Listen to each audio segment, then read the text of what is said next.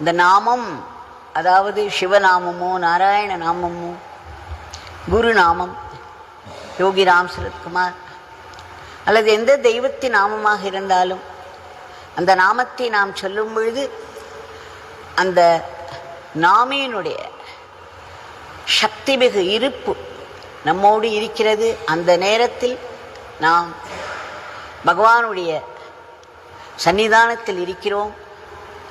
அவருக்கு தெரியாதது எதுவும் இல்லை, அவரால் முடியாததும் எதுவும் கிடையாது. ஆக அவருடைய நாமத்தை நாம் உச்சரிக்கும் பொழுது நாம் நம்முடைய பகவான் முன்னிலையில் நாம் அமர்ந்திருக்கிறோம். நமக்கு வேண்டியவற்றை அவர் கண்டிப்பாக செய்து தருவார். நம்மை நம்முடைய வாழ்க்கையின் துன்பங்களிலிருந்து மீட்டெடுத்து நமக்கும் அவரை போன்ற பெருநிலையை தருவார் என்கிற அந்த நம்பிக்கை உணர்வோடு நாம் நாமத்தை சொல்ல வேண்டும்.